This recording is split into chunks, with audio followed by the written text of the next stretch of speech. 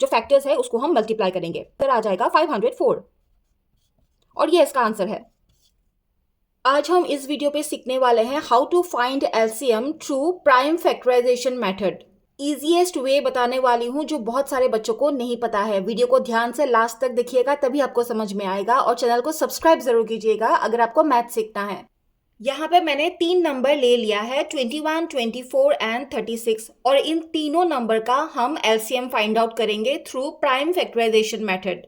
तो यहाँ पे पहला रूल ये है, जब भी आप इसका फैक्टर निकालेंगे तो सिर्फ प्राइम नंबर से ही आपको फैक्टर निकालना है, और कोई भी प्राइम नंबर उठा के आप इसका फैक्टर नहीं निकाल सकते हैं। जो पॉसिबली जो सबसे छोटा प्राइम नंबर होगा उससे ही आपको प्राइम फैक्टर फाइंड आउट करना है।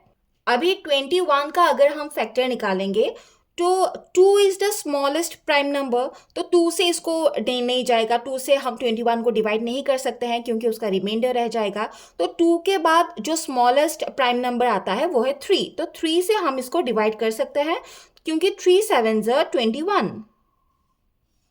अभी 7 को हम सिर्फ 7 से ही डिवाइड कर सकते हैं, कोई दूसरा नंबर नहीं आ सकता है। 7 1 7। और फैक्टराइजेशन आप तब तक कर सकते हैं जब तक लास्ट पे 1 नहीं आ जाता, उसके बाद में आपको छोड़ देना है क्योंकि उसके बाद आप नहीं कर सकते हैं। नेक्स्ट करते हैं 24 को। 24 को हम 2 से डिवाइड कर सकते हैं क्योंकि 2 is the smallest prime number, तो 2 से अगर हम इसको डिवाइड करेंगे 2 1 2, 2 2 4। अगेन हम 12 को 2 से डिवाइड कर सकते हैं, 2 6 12। अगेन 6 को 2 से डिवाइड कर सकते हैं, 2 3 6। लेकिन इसको 3 को हम 2 से डिवाइड नहीं कर सकते हैं, तो नेक्स्ट नंबर लेना पड़ेगा, यानी कि 3 3 1 3। यहाँ पे अगेन 1 आ गया, तो ये हमारा फैक्टर निकालना हमारा अभी खत्म हो गया। अभी चलते हैं 36 के पास। 36 को हम 2 से डिवाइड कर सकते हैं, 2 1 2 और 2 8 16। अगेन 2 से 18 को हम डिवाइड कर सकते हैं, 2 9 18। 2 से हम 9 को डिवाइड नहीं कर सकते हैं क्योंकि रिमाइंडर रह जाएगा, तो 3 से हम डिवाइड कर सकते हैं, देन 3 3 9। अगेन 3 को हम 3 से डिवाइड कर सकते हैं, 3 1 3, इधर 1 आ गया। अभी जो मैं सेकेंड रूल सिखाने जा रही हूँ, यहाँ पे सबसे ज़्यादा बच्चे गलती करते हैं। मेरी बात ध्यान से सुनिएगा और इस चीज़ को फॉलो कीजिएगा, तब आपका ये मैथ्स कभी भी रॉन्ग नहीं होगा। अभी फाइनली हम इसका एलसीएम फाइंड आउट करेंगे, तो देखिए कैसे करते हैं। तो पहले तो आपको ये आना चाहिए कि कॉमन फैक्टर कैसे लेते हैं। ये सारा फैक्टर्स है, यानी कि 21 का जो फैक्टर है वो 3 एंड 7, 24 का फैक्टर है 2 2 2 एंड 3, 36 का फैक्टर है 2 2 3 3। थर्ड रूल ये है कि आपको असेंडिंग ऑर्डर पे फैक्टर्स को लिखना है। कोई भी नंबर उठा के आपको पहले नहीं लिखना है, असेंडिंग ऑर्डर पे, यानी कि छोटा से बड़ा नंबर तक आपको लिखते जाना है। यहाँ पे जितना भी फैक्टर्स है, सबसे छोटा नंबर कौन सा है? 1 को हम नहीं लेंगे क्योंकि 1 कंपोजिट नंबर भी नहीं है, प्राइम नंबर भी नहीं है, तो 1 का यहाँ पे कोई एडिशन नहीं होगा, तो 1 को हम छोड़ देंगे। और 1 को छोड़ के जो पहले सबसे छोटा नंबर है वो कौन सा है? 2 है, तो 2 हम देखेंगे यहाँ पे कॉमन फैक्टर कौन कौन सा है।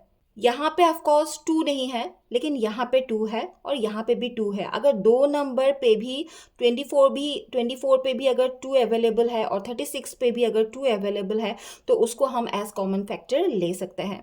देखिए यहाँ पे 2 है, यहाँ पे भी एक 2 है, तो फिर इसको हम एज कॉमन फैक्टर ले सकते हैं 2 इंटू। उसके बाद में अगेन 2 और बहुत सारा है, जैसे कि यहाँ पे तो 2 है ही नहीं, अगेन यहाँ पे 2 है, यहाँ पे भी 2 है, तो इसको भी हम एज कॉमन फैक्टर ले सकते हैं। और एक चीज़ का आपको ध्यान रखना है कि एक बार फैक्टर ले लेने के बाद में, यहाँ पे लिख लेने के बाद में इनके बारे में फिर आपको नहीं सोचना है, इसका काम हो गया ऑलरेडी। अभी देखिए यहाँ पे एक 2 अकेला रह गया है, इसका कोई कॉमन फैक्टर नहीं है, यहाँ पर भी नहीं है और यहाँ पर भी नहीं है, और ये सारा था, ये सब तो हमने ले लिया है, तो इसको हम फिर से ऐड नहीं कर सकते हैं। तो ये 2 जो है ये अकेला रह गया है, जो फैक्टर अकेला रह जाएगा उसको भी हमें यहाँ पे ऐड करना है। तो ये 2 जब कि अकेला रह गया है तो इसको भी हम ऐड करेंगे, यानी कि मल्टीप्लाई करेंगे। नेक्स्ट 2 से जो बड़ा नंबर है वो कौन सा है? 3 है, तो इसके बाद में 3 का हम देखेंगे। 3 देखिए यहाँ पर भी है, ठीक है, यहाँ पर भी है एक, एंड 36 का भी एक फैक्टर है यहाँ पे। 3 यहाँ पर भी है, यहाँ भी है, यहाँ भी है, तो यहाँ पे हम ले सकते हैं एक 3। मल्टीप्लाई अगेन, अगर 3 कुछ है तो यहाँ पे एक 3 देखिए अकेला रह गया है, इसका कोई कॉमन फैक्टर नहीं है ना, कोई कॉमन फैक्टर नहीं है, ये अकेला रह गया है, तो इसको भी हम एज कॉमन फैक्टर ले सकते हैं। नेक्स्ट 3 से जो बड़ा नंबर है वो है यहाँ पर 7 है, और 7 का देखिए कोई कॉमन फैक्टर नहीं है, ये अकेला है, जो अकेला है ना उसको भी आपको लेना पड़ेगा। ठीक है, अभी देखिए सारा फैक्टर्स को हमने ले लिया है, कहीं सब पे मैंने राउंड कर दिया है, यानी कि सारा फैक्टर लेना हो गया है। अभी हम इन सारे जो फैक्टर्स है उसको हम मल्टीप्लाई करेंगे।